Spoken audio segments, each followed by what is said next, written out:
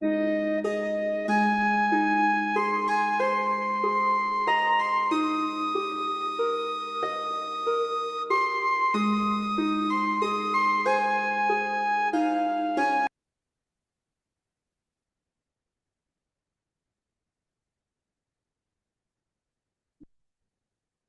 en baie welkom by ons erediens. Dis weer eens my wonderlike voorreg om die woord van die Here tot u te bring.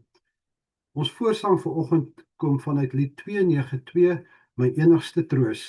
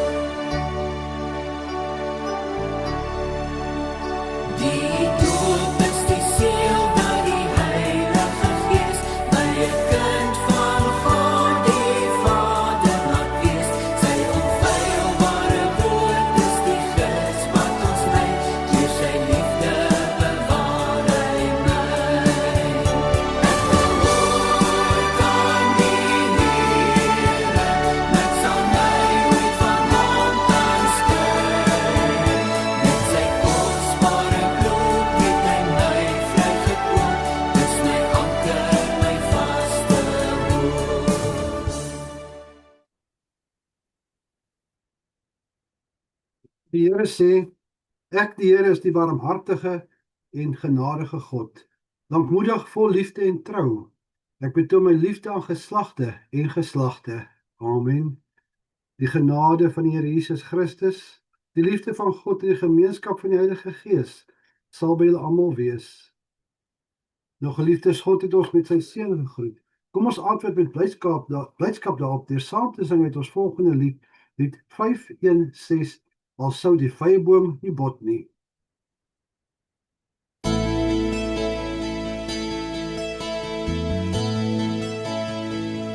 Al sou dan ook die vyeboom nie bot nie, al sou die wingerd sonder druiwe staan, die graan verdor, die vrugtebome wegkwyn, die beeste klein, vir alles nie vergaan.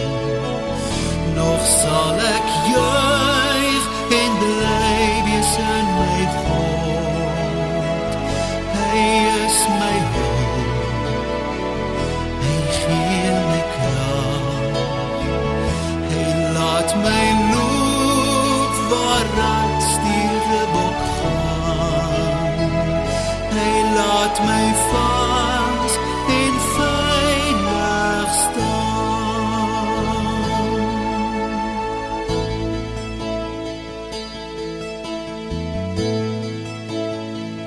Al sou dan ook die vyeboom nie bot nie, al sou die wingerd sonder druiwe staan, die graan verdor, die vrugtebome wegkwyn, die beeste klein, vir alles nie vergaan. Nog sal ek juig en bly wees in my God. Hy is my hulp, hy gee my krag, hy laat my loop waaraan stilte bok gaan. Hy laat my vas en veilig staan.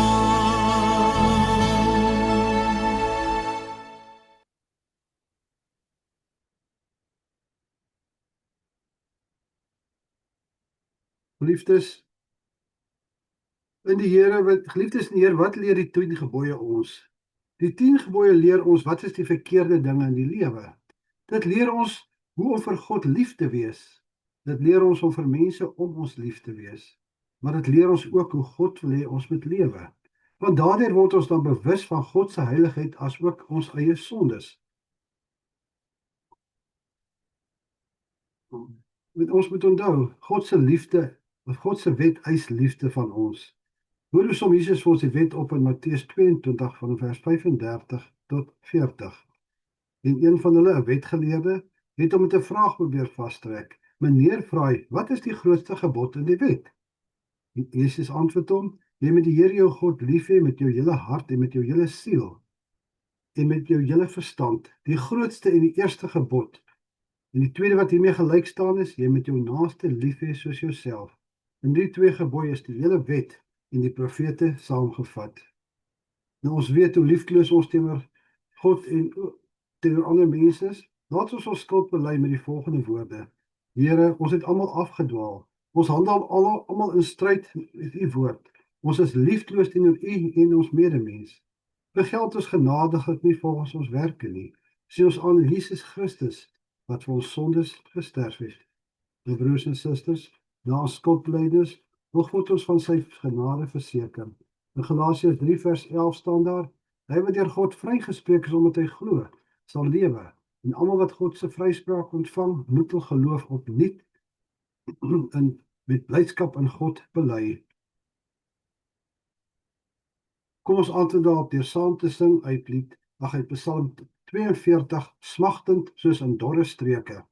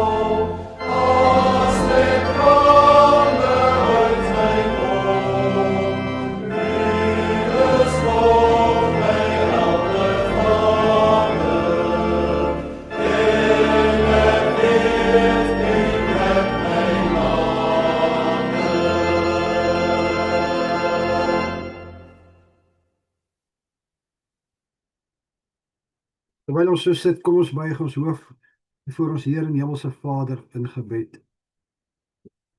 Ons almagtige Heer en Hemelse Vader, Here, dankie vir die voorreg dat ons tot U in gebed kan verkeer, Here, dat ons U kan praat, Here. Maar ook die voorreg om na U woord te luister ongehinderd, sonder die vrees vir vervolging, of dat daar iets gaan gebeur, wat iemand het teenstaan, Here. Here, laat ons besef, dat U is in beheer in hierdie wêreld. Die kerk sal nooit vergaan nie. Die kerk sal vas staan, dit mag verander van struktuur en hoe dit gebeur, Here, maar dit sal vir altyd daar wees. En ons dank U daarvoor, Here, dat ons kan vertrou op U, Here, want U woord is vas, en U beloftes is vas, dit sal nooit verander nie. Maar Hemelse Vader, ons vra nou ook vir U, dat ons kan rustig raak, hier waar ons nou na U woord gaan luister. Help ons om te hoor wat ons moet hoor, om ons te versterk vir dit wat voor lê, Here. Laat U genade en U wysheid en U liefde nou oor ons kom, Here. Hemelse Vader, al die dinge wat ons pla en dinge wat ons gedagtes maal, dat ons dit eenkant toe stoot. Laat ons dit uitsluit, Here, en dat ons nou fokus op dit wat so belangrik is vir elke mens, elkeen in hierdie wêreld. Waar ons U loof, U prys en U aanbid. Here, ons vra nie die dinge om ons dit verdien nie, maar ons smeek dit enkel uit genade. Amen.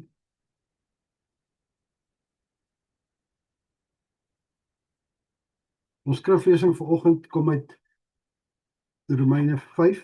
Ek noem vir Romeine 5 vanaf vers 1 tot 11. Die opskrif is die vrug van die vryspraak. God het ons dan nou vrygespreek deurdat ons glo. Daarom is daar nou vrede tussen ons en God deur ons Here Jesus Christus.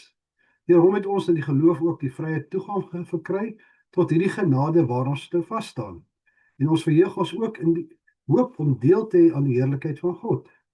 Dit is egter nie al nie. Ons verheug ons ook in die swaar kry, want ons weet, swaar kry kweek volharding. En volharding kweek egtheid van geloof, en egtheid van geloof kweek hoop. En die hoop beskaam nie, want God het sy liefde in ons harte uitgestort deur die Heilige Gees wat hy aan ons gegee het. Toe ons nog magteloos was, het Christus immers reeds op die bestemde tyd vir goddeloses gesterf. 'n Mens kan tog nie sommer mens gee tog nie sommer jou lewe prys, selfs nie vir 'n regverdige nie. Ja, tog, vir 'n goeie mens sal iemand miskien nog die moed hê om te sterwe. Maar God bewys sy liefde vir ons juis in hierin dat die Christus vir ons gesterf het toe ons nog sondaars was. Aangesien ons nou vrygespreek is op grond van sy versoeningsdood, staan dit soveel vaster dat ons deur hom ook van die straf van God gered sal word. Aangesien ons, toe ons nog vyande was, deur die dood van sy seun met God versoen is, staan dit soveel vaster dat ons, nou dat ons versoen is, deur die lewe van sy seun gered sal word. Maar dit is nie al nie. Ons verheug ons ook in God deur ons Here Jesus Christus, deur wie ons nou die versoening ontvang het. Tot sover ons skriflesing. Gras verdor, blomme verwelk, maar die woord van die Here sal altyd staan. Salig sal die woord van die Here hoor en dit in hulle harte bewaar. Ons dank die Here vir die geskrewe openbaring van die woord. En vra U seën op die gepreekte woord wat volg. Dat die woorde van my mond en die oordeenking van my hart wel behaaglik is voor U aangesig, o Here, my rots en my verlosser. Amen. Ons tema vanoggend is die rykdom van ons voorspraak. Nou, ons teksvers kom uit vers 9. Aangesien ons nou vrygespreek is op grond van sy versoeningsdood, staan dit soveel vaster dat ons deur hom ook van die straf van God gered sal word. Nou, geliefdes in die Here, ons leef in 'n wêreld waar baie mense op soek is na vrede, sekerheid en hoop. Oral ontmoet ons mense wat worstel met skuldgevoelens, onsekerheid oor die toekoms en die vraag of hulle goed genoeg is. Sommige probeer vrede vind deur sukses. Ander soek weer sekerheid in geld of gesondheid of verhoudings. Nog ander hoop dat hulle goeie werk uiteindelik wil aanvaarding by God sal bring. Die probleem is dat geen van hierdie dinge die diepste behoefte van die menslike hart kan bevredig nie. Dit is juist waarom die brief aan die Romeine so belangrik is. In die eerste 4 hoofstukke het Paulus deeglik aangetoon dat alle mense skuldig staan voor God. Nie net die heidene nie, nie net die openlike sondaar nie, maar elke mens. Niemand kan deur eie verdienste reg voor God staan nie. Maar dan verkondig Paulus die wonderlike evangelie dat God sondaars vryspreek deur geloof in Jesus Christus. Wanneer ons by hoofstuk 5 kom, verander die fokus effens. Paulus verduidelik nie meer hoe ons geregverdig word nie. Hy wys nou dat die vrug en die rykdom van die vryspraak is. Met ander wat dit is. Maar wat beteken dit prakties vir die gelowige wat deur Christus met God versoen is? In hierdie gedeelte noem Paulus 7 wonderlike seëninge wat uit ons voorspraak voortvloei of vryspraak voortvloei. Vrede met God, toegang tot genade, hoop op toekomstige heerlikheid, groei deur swaar kry, die sekerheid van God se liefde, die versekering van ons redding en uiteindelik die grootste seën van alles, blydskap in God self. Nou eerstens vrede met God. Die eerste seën wat Paulus noem, soos ek gesê het, is die vrede met God. Hy skryf in vers 1, God het ons dan nou vrygespreek deurdat ons glo. Daarom is daar nou vrede tussen ons en God deur ons Here Jesus Christus. Wanneer Paulus hier van vrede praat, bedoel hy veel meer as bloot 'n gevoel van innerlike rustigheid. Hy praat van 'n nuwe verhouding met God. Voor ons redding was ons van nature van God vervreem. Ons sonde het ons van hom geskei en ons het onder sy regverdige oordeel gestaan. Maar deur die werk van Christus aan die kruis het alles verander. Deur sy dood het Jesus die skuld van sy volk gedra en die vyandskap tussen God en mens beëindig. Daarom leef die gelowige nie meer onder die dreigende wolk van veroordeling nie. Die oorlog is verby. Die verhouding is herstel. Die God wat eens as regter moes ontmoet ons nou as hemelse Vader. Hierdie waarheid is besonder belangrik wanneer ons geloof soms wankel of wanneer ons gevoelens ons in die steek laat. Daar is die dae wanneer ons naby aan die Here voel en dae wanneer ons geestelik uitgedroog voel. Ons ken daardie gevoel, ons almal gaan daardeur. Maar ons vrede met God berus nie op ons gevoelens nie, dit berus op die voltooide werk van Jesus Christus. Daarom bly die vrede staan, selfs wanneer ons emosies wissel. Dan tweede seën vloei direk uit die eerste voort. Hy sê in vers 2, deur hom het ons in die geloof ook vrye toegang verkry tot hierdie genade waarin ons nou vas staan. Die beeld wat Paulus hier gebruik, herinner aan die koninklike howe van die antieke wêreld. Gewone mense kon nie sommer net voor die koning verskyn nie. Nee, glad nie. Hulle het toestemming nodig gehad en iemand moes hulle inlei na die troonkamer. Net so was die toegang tot God in die Ou Testament beperk. Selfs die hoëpriester kon slegs 1 keer per jaar die allerheiligste betree. Maar deur Jesus Christus het alles totaal en al verander. Die voorhangsel het geskeur, die pad na God se teenwoordigheid is oopgemaak. Daarom hoef ons nie op 'n afstand te bly staan nie.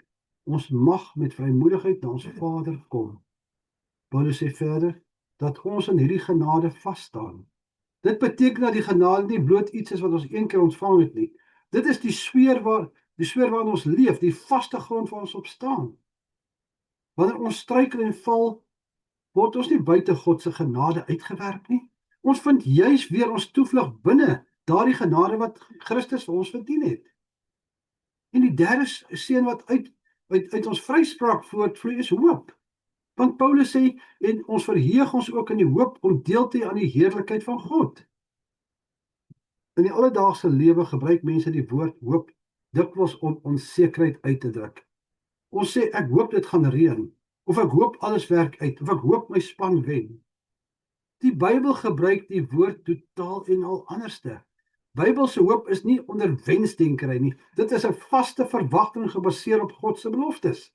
Omdat Christus vir ons gesterf en opgestaan het, weet ons dat ons toekoms veilig is. Ons kyk dus nie terug na die kruis,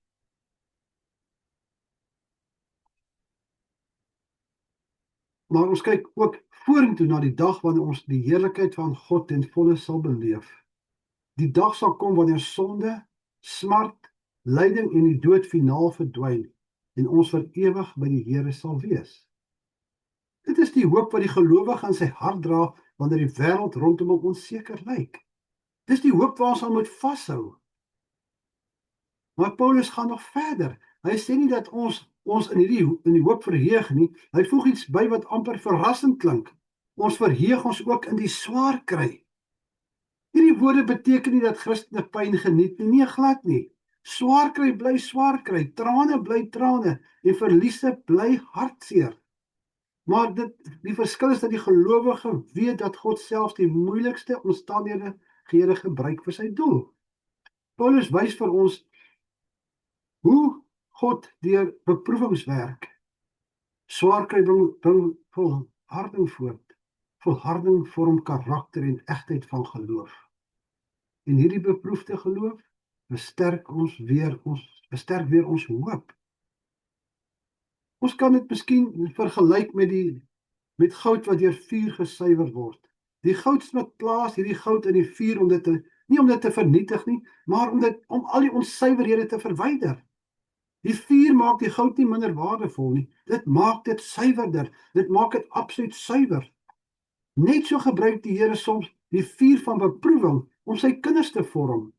Wanneer ons terugkyk oor ons lewens, ontdek ons dikwels die tye waar ons die meeste gegroei het, juis die moeilike tye was. Daarom kan Paulus sê dat hierdie hoop nie beskaam nie, want God het reeds sy liefde in ons harte uitgestort deur die Heilige Gees wat hy aan ons gegee het. En vanaf vers 6 dan neem Paulus ons terug na die kruis. Hy herinner ons aan die toestand waar ons was voordat Christus ons gered het. Ons was magteloos, want ons kon onsself nie red nie.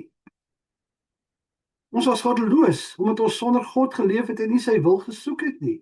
Ons was sondaars wat sy wet oortree het. Meer nog, ons was vyande van God wat in opstand teen hom geleef het. Dit is teen hierdie donker agtergrond dat die liefde van God so helder skyn. Paulus wys daarop dat 'n mens miskien bereid sou wees om vir 'n besonder goeie persoon te sterf. Maar God se liefde werk anderste. Want Paulus skryf, maar God bewys sy liefde vir ons juis hierin dat Christus vir ons gesterf het toe ons nog sondaars was. God het nie gewag totdat ons onsself verbeter het nie. Hy het nie gewag totdat ons waardig geword het of wat ook al nie. Sy liefde het eers gekom. En wanneer ons ooit twyfel aan God se liefde, hoef ons nie in onsself te soek vir bewyse nie. Ons hoef nie te gaan in ons omstandighede te ontleed nie. Ons moet na die kruis kyk. Daar het God sy liefde eens en vir altyd bewys. En dit bring Paulus by die 6ste seën van ons vryspraak, die sekerheid van ons finale redding. Want in vers 9 en 10 redeneer hy van die groter na die kleinere. As God bereid was om sy seun te gee toe ons nog sy vyande was, hoeveel te meer sal hy ons nie nou bewaar nou dat ons met hom versoen is nie? Dink aan 'n vader wat sy kind uit 'n brandende huis red. As hy bereid was om deur die rook en vlamme te storm om sy kind te red, sal hy daardie kind nie buite op die sypaadjie los na die redding plaasgevind het nie.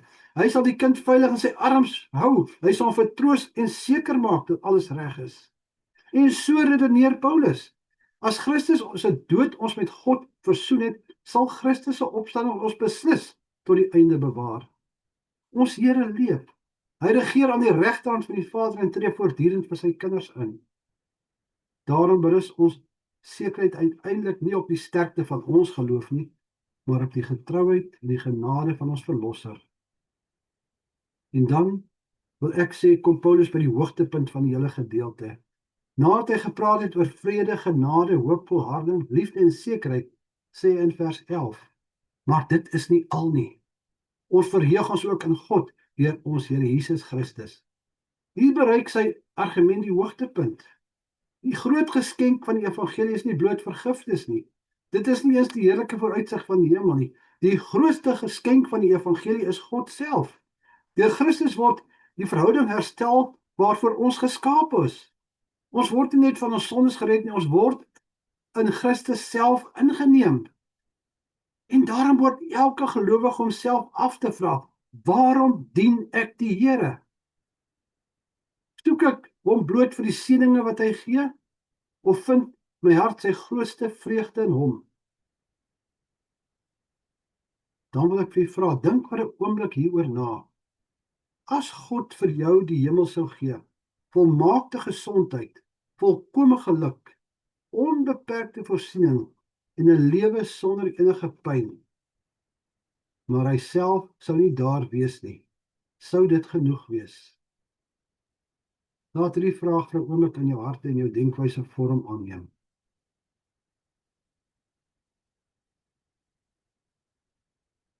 Nee, dit sou beslis nie genoeg gewees nie. Want dit sou eintlik vir jou niks beteken nie. Want die wonder van die evangelie is nie bloot dat ons hemel toe gaan nie. Die wonder is dat ons by God sal wees. Die hoogste vrug van ons redding is dat ons met vreugde kan sê, die Here is my God en ek behoort aan hom. Dit is die vreugde, dit is die vrug, dis waarna ons uitkyk. Want dit help ons niks as ons volmaakte gesondheid, volkomme geluk het en 'n wonderlike lewe sonder pyn en lyding het. Maar as God nie self daar is dit niks nie. Dan beteken dit niks nie. Broers en susters, wanneer ons hierdie gedeelte afsluit, sien ons hoe ryk die lewe van die geregverdige gelowige werklik is. Deur Christus het ons vrede met God. Deur Christus het ons toegang tot die genade waarin ons vas staan. Deur Christus het ons 'n vaste hoop op die heerlikheid wat kom. Deur Christus word selfs ons swaar kry gebruik om ons geloof te vorm. Deur Christus ken ons die liefde van God. Deur Christus het ons die sekerheid dat hy ons tot die einde toe sal bewaar. En deur Christus mag ons verheug in God self. Aan die begin het ons gesê dat die wêreld op soek is na vrede, sekerheid en hoop. Paulus wys ons dat hierdie dinge nie uiteindelik in onsself gevind word nie, maar ons vind dit in Jesus Christus. Deur hom het ons vrede met God. Deur hom het ons sekerheid dat niks ons uit sy hand sal ruk nie. Daarom het ons 'n hoop wat nie beskaam nie. Mag hierdie waarhede ons dra in tye van vreugde, maar so ook in tye van swaar kry. Mag dit ons herinner dat ons nie meer onder die skadu van veroordeling leef nie, maar in die lig van God se genade. En mag dit ons harte vul met dankbaarheid teenoor die God wat ons vrygespreek het, wat ons vandag bewaar en wat ons eendag veilig in sy heerlikheid sal ontvang. Amen. Kom ons buig ons hoofde en ons bid saam tot die Here. Ons hemelse Vader, met dankbare harte staan ons weer voor U, Here. Hier waar ons die einde kom van hierdie erediens. Ons dank U vir die voorreg om na U woord te kon luister. Dankie dat U weer vanoggend met ons gepraat het deur die skrif. Dankie vir die wonderlike evangelie van Jesus Christus waardeur ons vrygespreek is en vrede met U mag hê. Here, ons loof en ons prys U vir U genade. Ons erken dat ons niks het waarop ons kan roem nie. Ons staan nie voor U op grond van ons eie verdienste of goeie werke nie, maar alleen op die grond van die volmaakte werk van ons Here Jesus Christus. Dank dat U ons in hom aangeneem het as U kinders, dat ons met vrymoedigheid na U toe mag kom. Help ons, Here, om die waarhede wat ons vandag gehoor het, saam met ons die nuwe week in te neem. Laat ons nooit vergeet dat U ons verlosser is nie. Wanneer ons struikel en val, herinner ons daaraan dat ons altyd na U toe kan kom om ons sondes te bely. Dankie dat U 'n genadige en getroue Vader is wat vergewe en herstel. Ons bid dat U ons in die week wat voorlê sal lei deur die Heilige Gees. Geef vir ons wysheid wanneer ons besluite moet neem. Moed wanneer ons uitdagings moet trotseer en onderskeidingsvermoë wanneer ons versoekings in die gesig staar. Beskerm ons in ons huise en ons werk en op die paaie, Here. Bewaar ons na liggaam en siel. Versterk ons geloof, sodat ons staande kan bly wanneer die beproewings oor ons pad kom. Help ons om vas te hou aan die hoop wat nie beskaam nie, om te onthou dat niks met ons gebeur buite U vaderlike sorg en beskikking nie. Ons dink ook vanoggend aan almal wat swaar kry. Ons bid vir die siekes, die bedroefdes, die eensaames en diegene wat onder groot laste gebuk gaan. Wees U vir hulle 'n bron van troos, krag en hoop. Ons bid ook vir die miljoene mense reg oor die wêreld wat ly as gevolg van oorlog, geweld en onreg. Ons dink in besonder aan ons broers en susters in Christus wat vervolg word ter wille van hulle geloof. Gee aan hulle moed om getrou te bly. Beskerm hulle waar dit U wil is. Versterk hulle in hulle lyding en laat hulle die troos van U teenwoordigheid ten volle ervaar. Here, laat U koninkryk kom. Laat U wil geskied, ook in hierdie gebroke wêreld waarin ons leef. Ons vra al die dinge nie omdat ons dit verdien nie, maar alleen op grond van U groot genade en die verdienste van ons Here en Verlosser, Jesus Christus. Amen. Ten slotte sing ons saam uit lied 146, ek noem vir u lied 146, prys die Here, Loof en prys hom.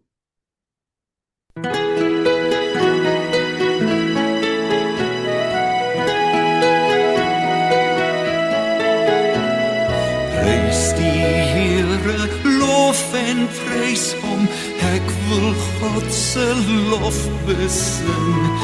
Hy is magtig, lof en prys hom, ek wil God my loflied bring. En solank ek leef om eer, lof die groot en troue Heer. Hy is goed, die God van Jakob, vestig ook op hom jou hoop. Hulpeloses rig hy weer op, blinde oë maak hy oop. Hy wat alles geskape het, hy alleen sal jou kan red. God gee uitkoms en bevryding, hongeriges gee hy brood. Hy genees ons van ons lyding en verlos uit elke nood. Die verdrukte in gebed, hoor hy aan sy liefde red.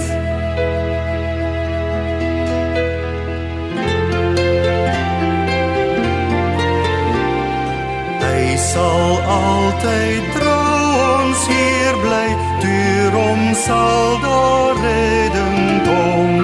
Maar die goddelose stuit hy en versper sy pad vir hom.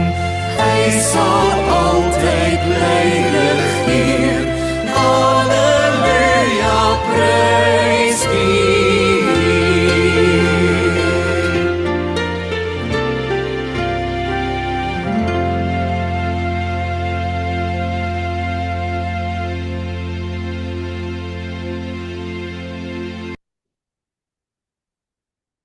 Ontvang die seën van die Here en gaan in vrede. Die Here sal julle seën en julle beskerm. Die Here sal tot jou redding verskyn, julle genadig wees. Die Here sal jou gebede verhoor en aan julle vrede gee. Amen.